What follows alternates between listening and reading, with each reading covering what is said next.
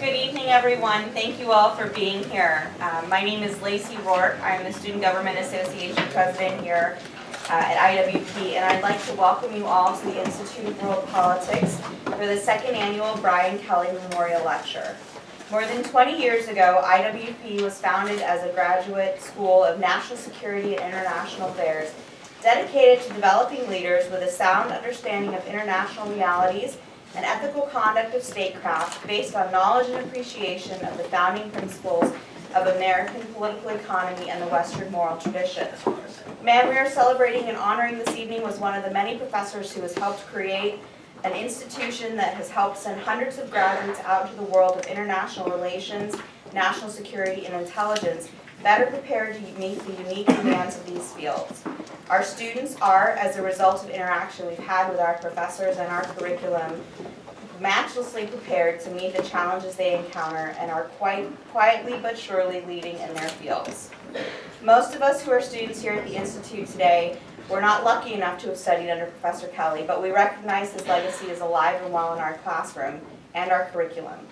What we do when we graduate in 3 months, 3 years, or 10 years is a testament to him and the rest of our faculty. SGA is proud to help host this event and looks forward to helping continue his legacy in the classroom and through this lecture series for many years to come. With that, I'd like to introduce you to our president of the Alumni Association, Amanda, who is a member of the class of 2013 and a former student of Professor Kelly's, to introduce our evening speaker. Thank you all.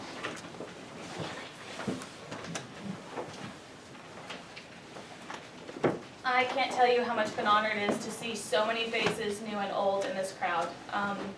You're all here. It's a testament to a man that we all have cherished and honored over the years, myself included. Many of you knew Professor Kelly, and I think you could all agree that we're all better off for having known him. To me, Professor Kelly was a mentor, a friend, someone that calmed my nerves, someone that created some nerves on occasion, and someone that helped me to understand myself in a way that I never thought possible. Professor Kelly had charm, he had wit, and this drew people to him, which is why his classes were always full. But that's not the only reason his classes were always full. He was a counterintelligence expert. As many of you know, he will always be remembered in the IC because of his experiences with Robert Hansen. He blessed IWP with his knowledge, and he presented us with the good, the bad, and the ugly of the IC, which we all needed to know before walking into our careers. He wasn't only someone that shared his knowledge, he ensured that he brought other knowledge forward as well. He brought speakers to this school. He made sure that we had a diverse understanding of the intelligence community, the threats that we face, and the international community at large. Bill Nolte is one of these speakers he probably would have brought at one point, and I'm honored to have brought him in his stead. Bill Nolte is a former Director of Education and Training in the Office of the Director of National Intelligence and Chancellor of the National Intelligence University. He is a former Deputy Assistant Director of Central Intelligence at the Central Intelligence Agency. He was the Director of Training of the Chief Legislative Affairs and Senior Intelligence Advisor at the National Security Agency. He also served as Deputy National Intelligence Officer for the Near East and South Asia during the Gulf War. He taught at several Washington universities and is on the board of the CIA Studies of Intelligence and directed the Intelligence Fellows Program. He holds a BA from LaSalle University and a PhD from University of Maryland. Please join me in giving a hand to our speaker, Bill Nolte.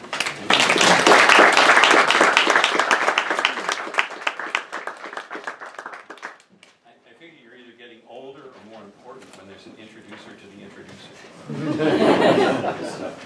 So let me first of all thank John Lankowski for extending this invitation. John cannot be here, nor Michelle Van Cleve, and they've both given significantly credible reasons why they are not here. I hope it's not because they wanted to stay home and watch the opening ceremonies. I mean, that would be very disappointing, although I am in a contest with some friends of mine to imagine the most embarrassing thing that can happen to Mr. Putin tonight. And if we, you know, like Peter Tinkerbell said, if we pray real hard or clap our heels or do something, maybe something really bad will happen. Any event, one of the things I stress with my students is that intelligence is an integrity-based profession. Brian Kelly remains one of those professionals who, to me, exemplifies in so many ways the integrity and the courage that sometimes is demanded of people in this field. And this lecture gives me an opportunity in some ways to repay my debt to Brian. And I should also add, it is such an honor to meet Mrs. Kelly tonight. This is a man who, for those of us who knew him, I think all cherish him when he was alive and cherish his memory today. I have to say, however, and I feel my sense of nerves coming on, that when the Institute first made this offer, I declined. Because at the very least, I am not an expert in counterintelligence. And as I said at the time, I don't think this is a really good idea. But then John talked to me about doing this, and I had second thoughts. And my second thoughts were, John, this is a really bad idea. Because this is a lecture that should be given by one of Brian's colleagues, by someone who has worked in this very tough field, and not someone who, from time to time, I think, and I'm proud of it, has advocated for greater attention to and greater respect for counterintelligence in the American intelligence profession. So in the end, on third thoughts, I decided to do it, but I want to make it clear that it's in that capacity as an advocate, not an expert, that I speak to you this evening. I still struggle with the thought that advocating for counterintelligence should be a problem. It is an absolutely integral part of any intelligence process. Sometimes, to engage my students when we were discussing NSA, I raised the hypothetical that technology has moved to the point where NSA can do only one of its core missions: protect American codes and ciphers, or exploit the codes and ciphers and communications of other countries. And I asked them, if technology did that and you could only do one, which one would you do? To no one's surprise, I think they picked the SIGINT mission. And I have to tell them that's wrong. And it goes back to an incident I had with David Kahn some years ago.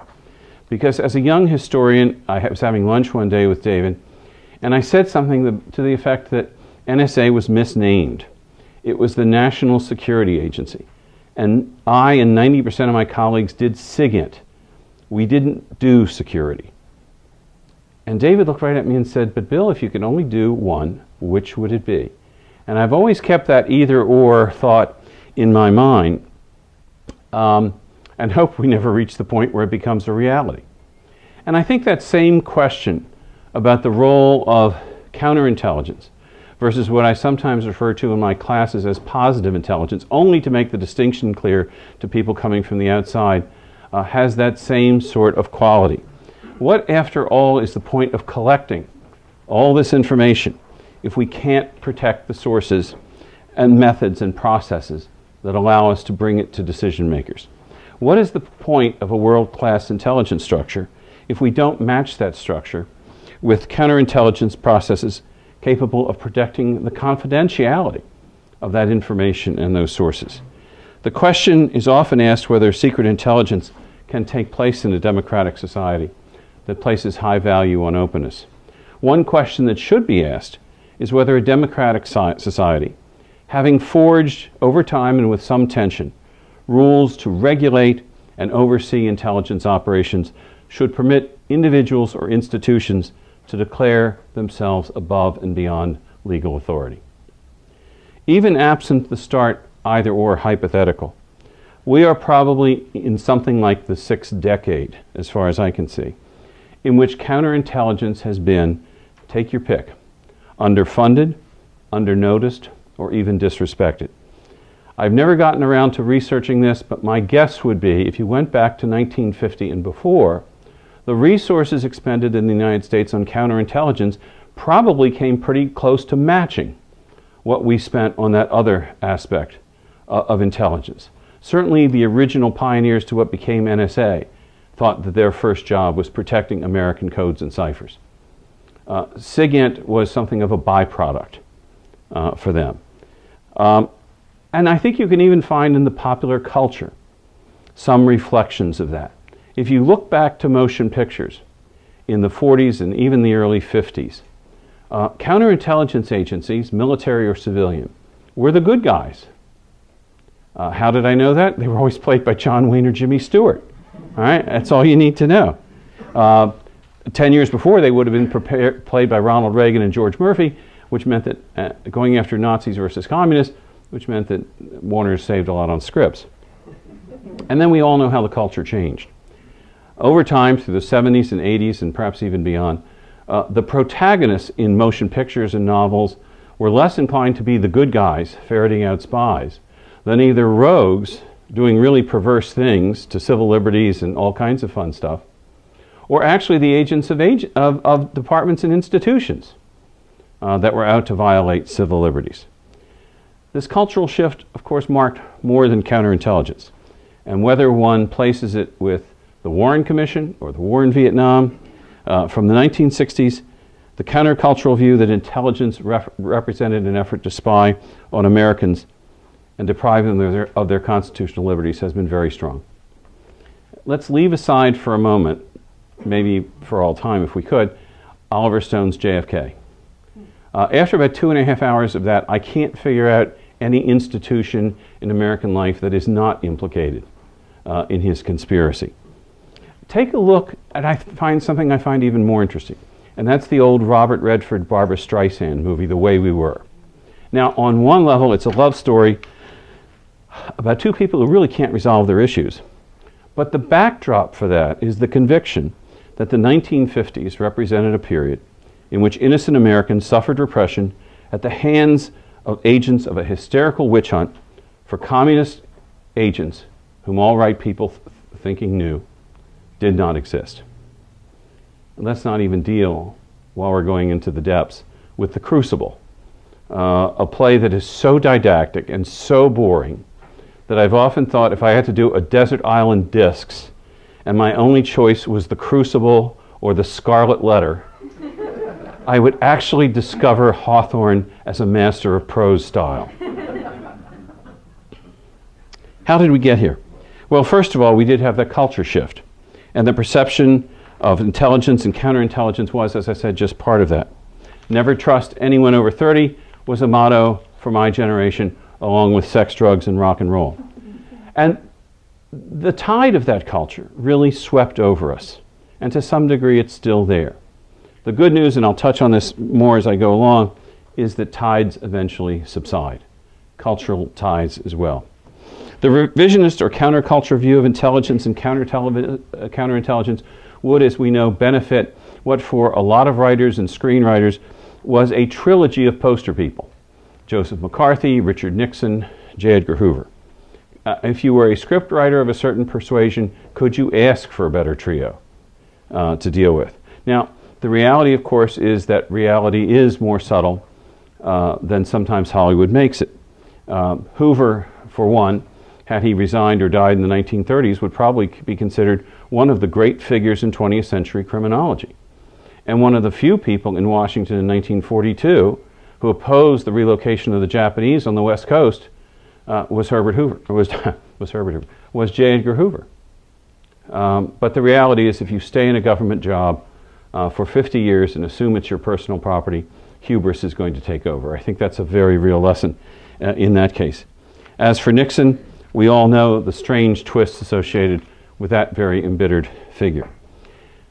As for McCarthy, his critics often portray him more as an evil aberration than as a representative of a Midwestern populism that often produced demagogic and irresponsible figures.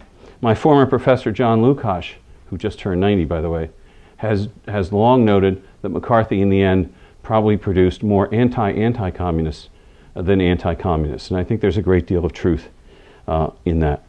My first paying job in high school was shelving books in the Silver Spring Library. And one of the subjects that fascinated me at the time was the books on the literature on the atomic spies. And it was the most interesting thing in the world. This cottage industry of books, half of which said that Hiss and the Rosenbergs were innocent, and McCarthy and Whittaker Chambers were villains, and the other half that said that Whittaker Chambers and McCarthy were national heroes, and Hiss and the Rosenbergs were guilty.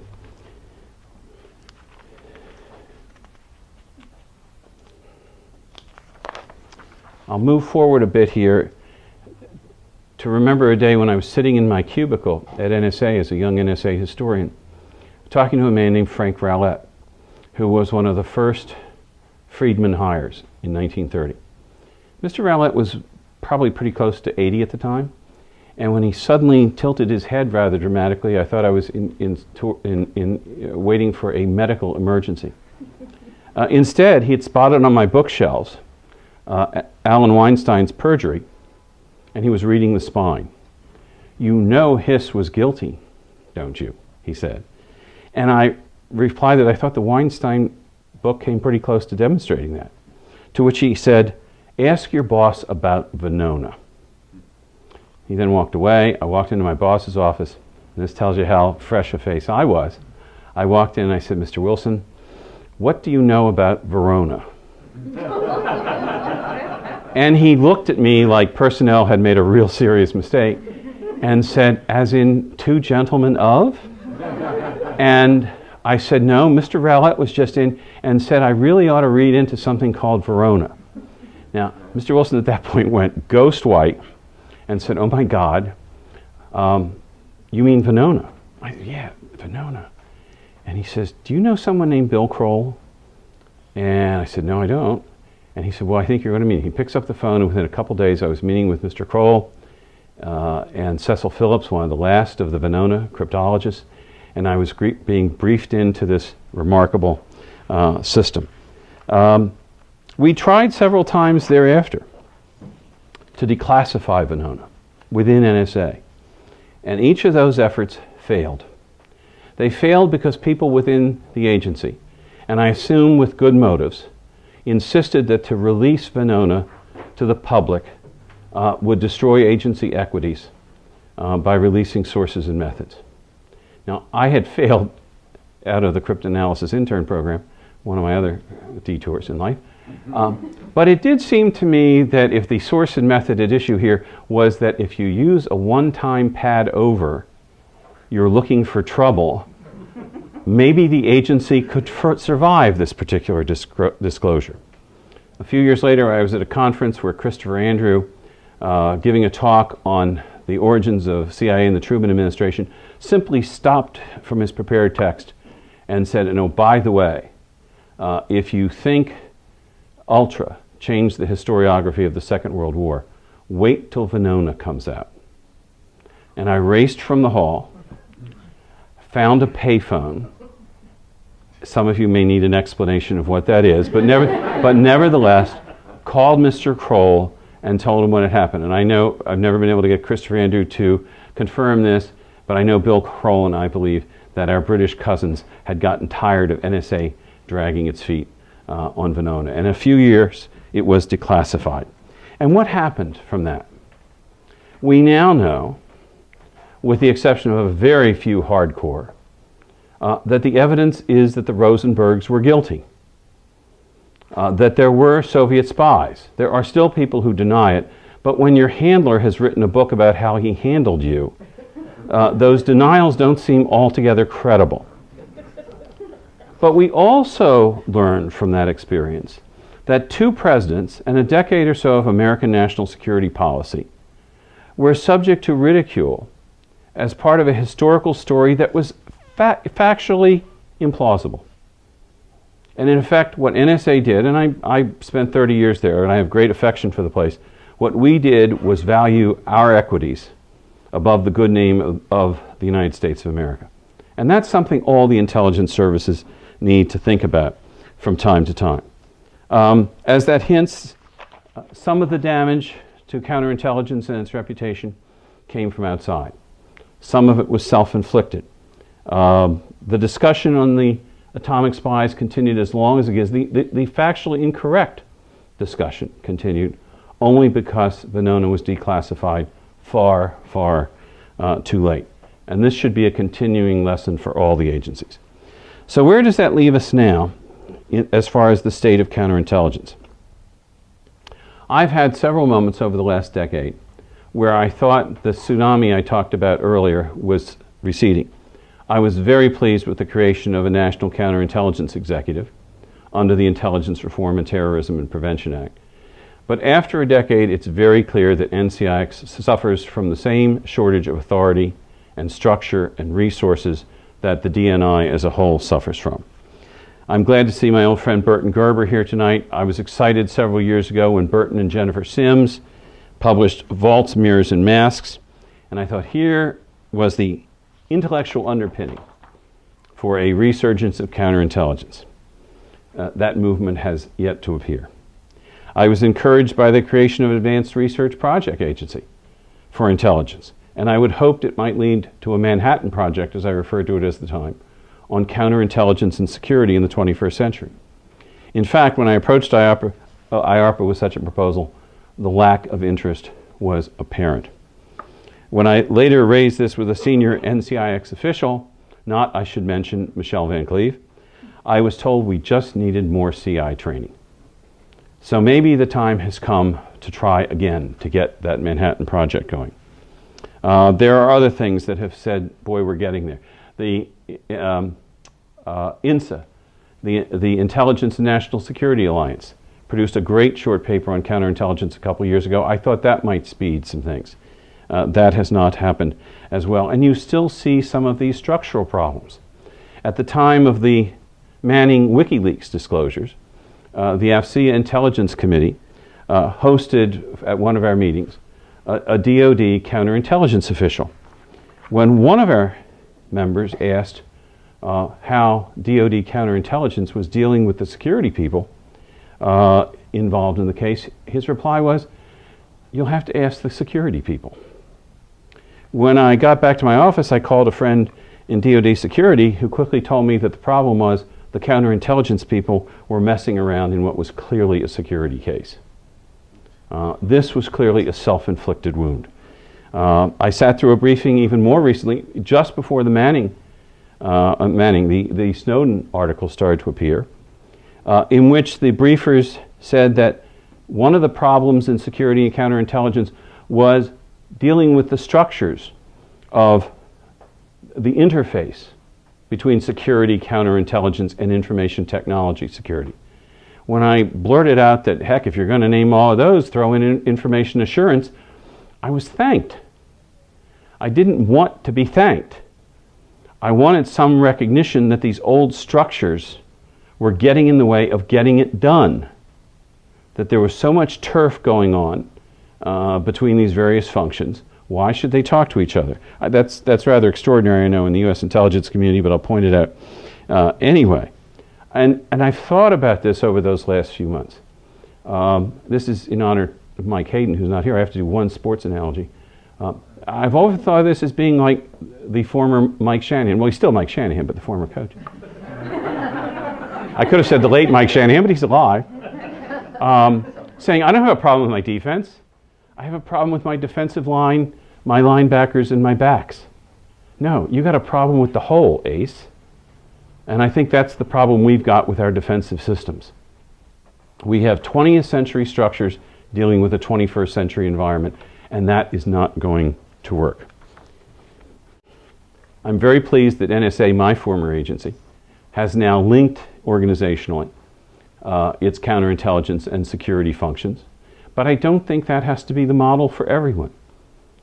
Structure in the 21st century, I think, is going to be less important than process. You can put people wherever you want structurally and communicate well, and you'll get past the structure.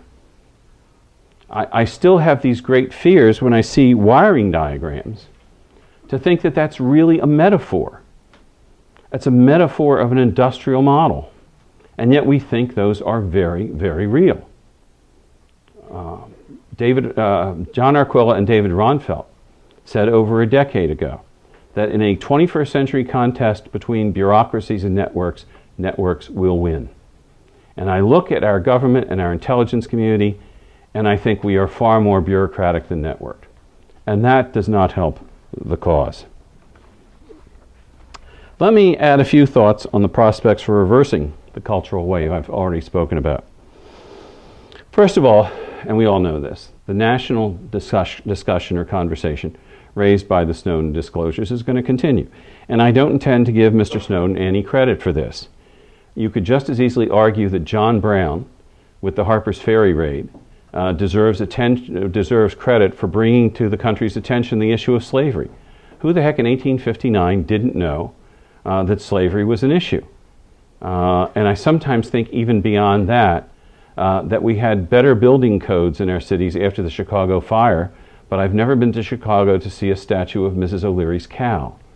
And that's part of that cow would be where I'd put Mr. Snowden. But let me not go there. I would prefer to see an orderly review of our national security instruments, including intelligence, including counterintelligence. I stay in contact with a group in Washington called the American Security Project, which is very much the staff of the former Hart-Rudman Commission, now out on their own. And I look back at the reports of a decade or so ago of the Hart-Rudman Commission, and I think we missed a terrific opportunity. Their calls for a very serious, comprehensive review of our 1947 national security instruments never came to pass. It was going to be looked at, everyone told me, in the summer of 2001, in fiscal 2002. And then we know what happened in September 2001. So instead of this orderly, thorough look, we had post-crisis legislation. And we all know what that means. As I also tell my students, the most dangerous thing you'll ever hear in Washington is a group of congressmen assembling around the cameras and the microphones in the rotunda, saying, we must do something. I mean, that is a very frightening prospect. So how would we do such a review? Well, I think we could do worse than look at the Hart-Rudman methodology. Make an attempt to define the environment we think we're going to be in the next 10 to 15 years. Define a strategy to deal with that environment. And then look to see if our instruments match either the strategy or the environment. And I look around at an awful lot of our national security systems, and I don't see that matching of tools and the problems they face. My two students here tonight, Lieutenants Mike Chechi and Christina. I'm sorry, Christina, your last name? England, of course, England, country, it's a big country. But I apologize for that. Are Air Force Academy graduates, and we have a program with the Air Force Academy to bring graduates to the School of Public Policy. And they're very good sports when I come in and ask them in class, how many sorties did the F-22 fly in Iraq? And the answer is 0. Something's wrong when we spend billions of dollars on instruments we don't want to use. And I hate to pick on the Air Force. I'll buy you guys a drink later. But I think they're free, actually. But I could easily do the same sort of thing with the other military services. And I think we could easily do the same thing in the intelligence services. We are simply not adapting our tools to the environments that we face.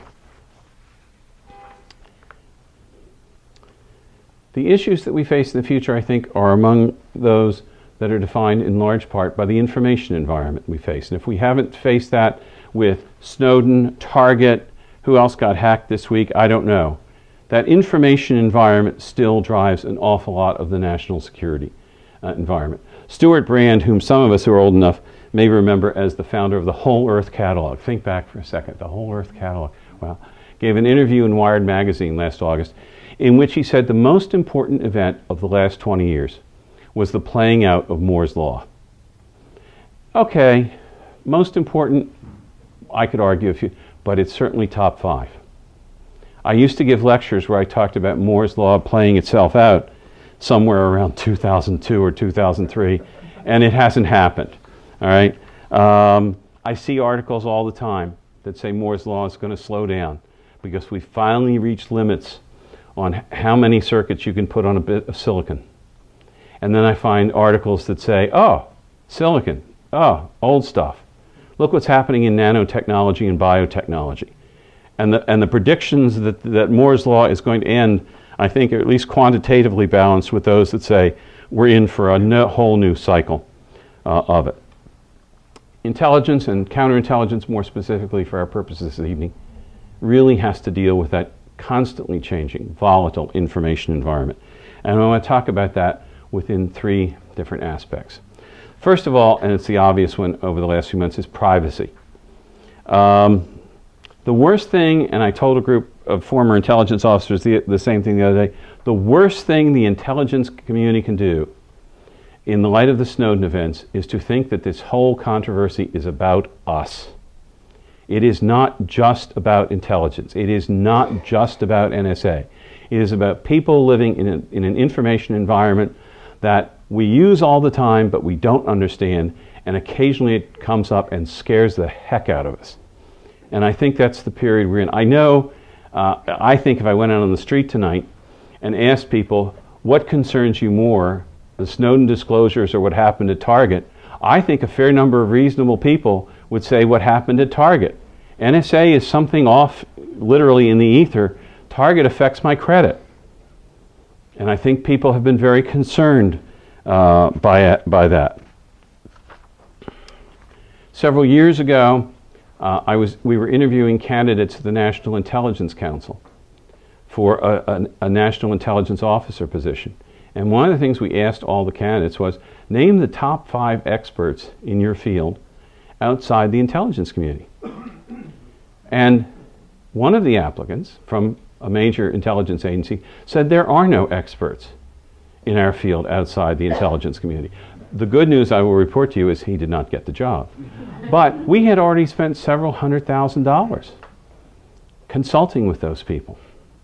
And we had to deal with real serious issues of academics not wanting to come into the CIA headquarters, not wanting to get a clearance, and all this sort of stuff, in part because of privacy issues. One of the things I'm absolutely sure of is that we in the 21st century are not living in the same privacy environment that many of us grew up in, and our parents grew up in, and our grandparents grew up in. Look back here again, popular culture. How many novels in the 19th century or movies in the first half of the 20th century had characters who were escaping from something or other?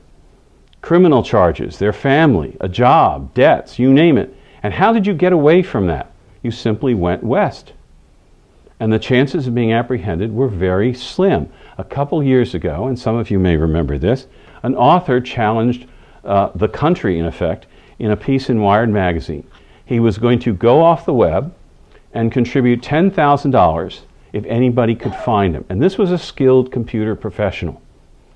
Within weeks, there were blogs all over the country of people coming together without any leadership, just as blogs do, to find this guy.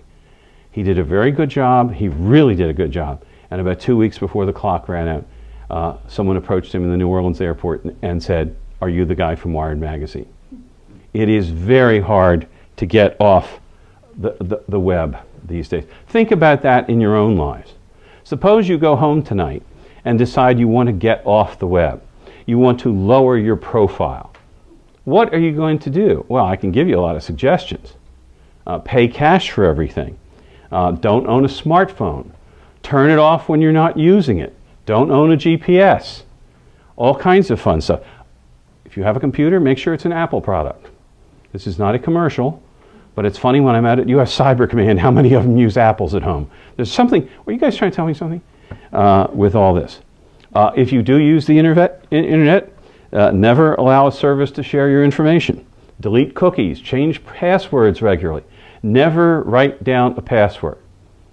Now, let me ask this audience, okay? How many of you have never written down a password? Wow, that's pretty good. That's really good. You clearly have better memory than I do. Because I have so many of these things, you know, I could never, good for you. I expected no one to answer that. Wow. I assume you're telling the truth. I mean, if you're not, I hope you don't have to deal with a polygraph. But I'm really impressed with that.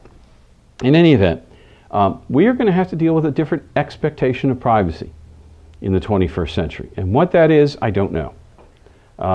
It's going to be different. Don Kerr, who used to be the Deputy Director of Science and Technology for CIA, did several papers some years ago in which he talked about the erosion of privacy. And if you find those articles today on the internet, they are all labeled as CIA official attacks privacy. CIA official calls for the end of privacy. They're really quite fun. Don Kerr is a scientist. Don wasn't recommending anything. He was simply observing. And it's true. It's true. We have eroded our privacy. I prepared these remarks before the president made his address on what he was going to do about the NSA issues, so I'm not going to comment too much directly. Maybe in Q&A we can touch on that.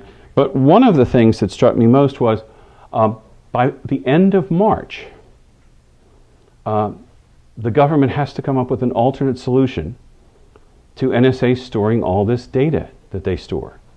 So we don't want NSA to store it. The phone companies don't want to store it.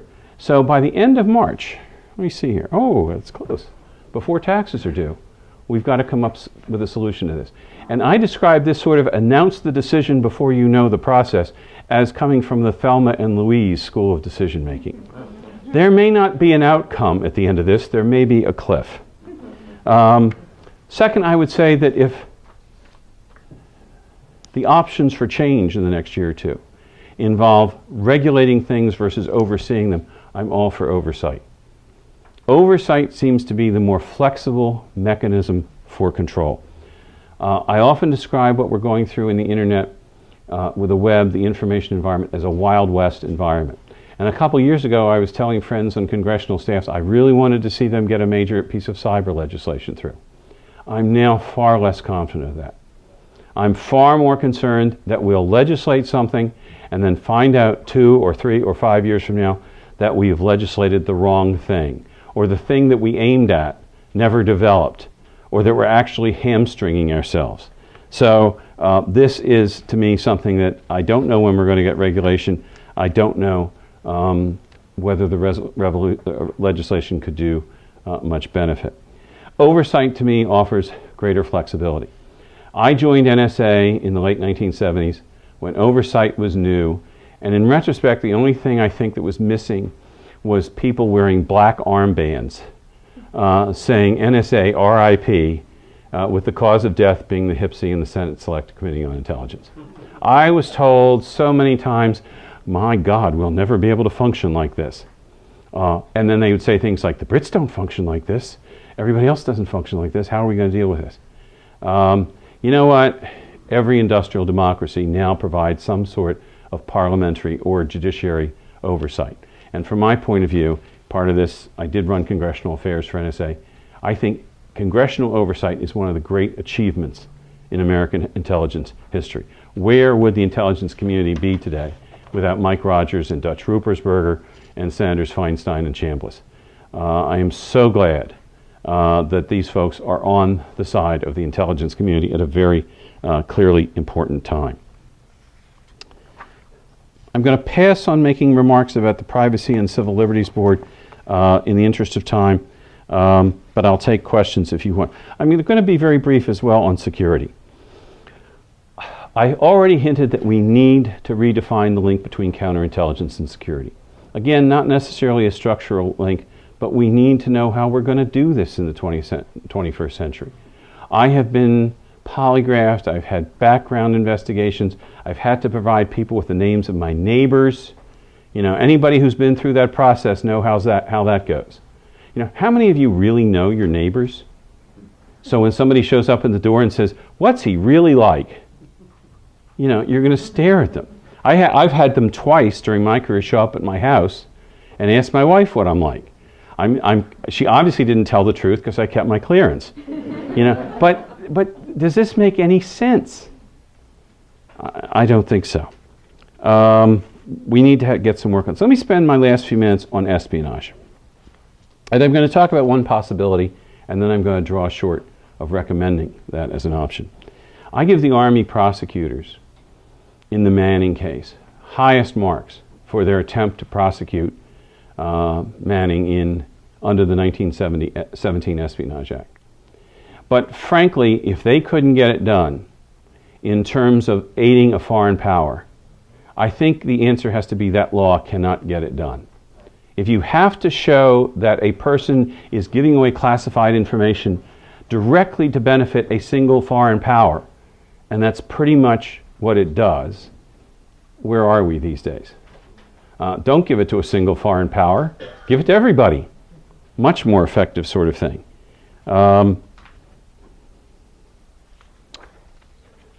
In the 1920s and 30s, the Soviets recruited young British and to some degree American academics and students in the hopes they would rise to high government positions. I don't mean to attack the press in general, but if I were a Soviet or Chinese agent, I wouldn't recruit a government employee, I'd recruit a journalist.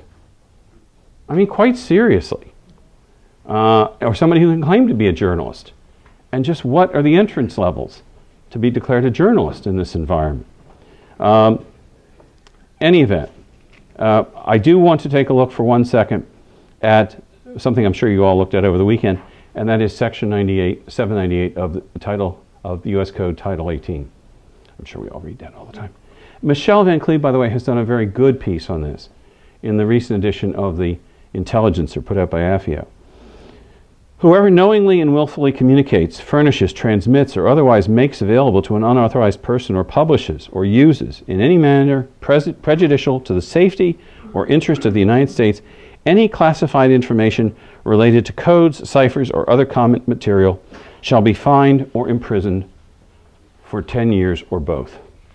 Anybody hear of any impending prosecutions under this? It's become something of a dead letter. We've had people do this before, and we've declined to prosecute. If there's a flaw in the law, fine. But let's think about whether we need this law at all. And of course, you know that came up in testimony this week. Not so much by name, but the provisions of 798. Several years ago, I had lunch with Walter Forsheimer, whom some of you may remember as a legendary figure at the CIA. And he mentioned that in the early days, he and some of his colleagues actually talked about having an Official Secrets Act. And they discarded it. They didn't think it was needed. They didn't think they'd ever get it through the Congress. It didn't fit with our values.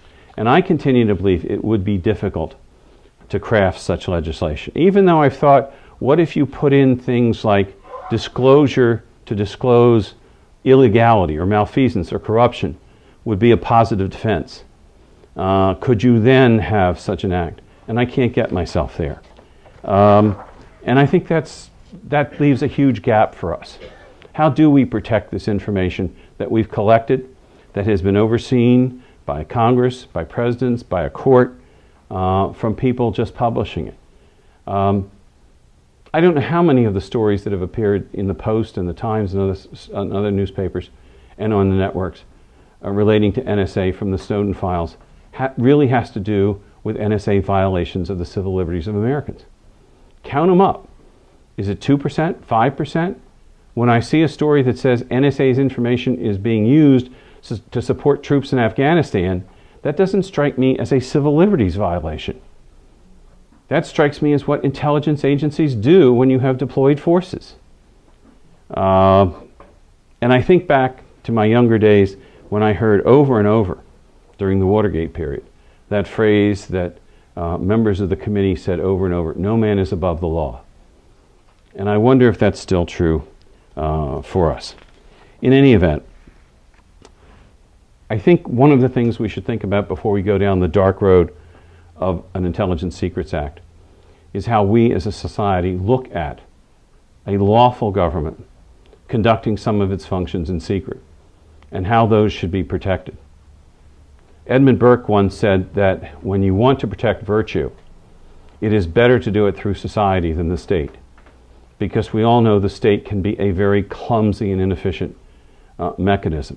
And I would hope at some point we would come to an understanding as a society that the government has a responsibility to keep some information secret, and to do so under oversight, to do so under law, and that we should not tolerate the somewhat casual disclosure of that information.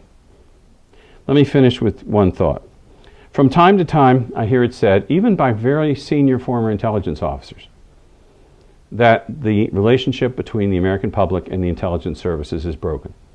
I don't believe that. I believe it is seriously strained. I believe the intelligence services need to do a much better job of explaining what it is they do. But I think this is an argument that can be won. I don't see the need for wholesale changes in the intelligence establishment, although there are any number of adjustments to Section 215 of the Patriot Act and any number of things that the Congress could make and that I would lose no sleep over. Matter of fact, if I were back on active duty, and I think most of my colleagues in the intelligence community would share this view, if these are the rules and these are the ways we've been functioning, and Congress changes those rules, we will adapt to the changed rules. Congress makes the rules. It's as simple as that. But I don't see the need for wholesale change. So where does that leave us? Well, in counterintelligence after Snowden, it leaves us in a country governed by an imperfect system, that it's public and its representatives can change. One of the values of a Catholic education is a strong sense of original sin, which virtually demands that the world is inherently imperfect and that sometimes the bad guys win. But in this case, we live in an imperfect country, and Edward Snowden lives in Putin's Russia. Who would change places with him? In the meantime, we can continue to count on the dedication and professionalism of the men and women of our counterintelligence and security services, and we can hope for a day when counterintelligence is accepted here as it is in Britain as a full peer of the other intelligence services. When I see a volume on MI5 such as Chris Andrews' Defense of the Realm, and I think of the prestige MI5 enjoys in a democratic system, I hope we can someday achieve that. But there are obstacles. For many years, I asked my NSA colleagues, what if I encouraged my best intern in a given year to pursue a career in counterintelligence? And very often I would get the answer, why would you want to do that to their career? And that's something we very much have to overcome. My daughter is not here this evening, but I want to say in her absence, I've done better than put an intern in the field. She works in counterintelligence for CIA, and I am extremely proud of what she and her colleagues do. And I think all of us should be proud of the men and women who work in that field. With any luck, that tide I've referred to several times is going to turn, and American counterintelligence will once again sit at the center of the American intelligence effort. That truly would be an achievement that would honor Brian Kelly. And until then, I hope the men and women of those services understand how much we value what they do. Thank you.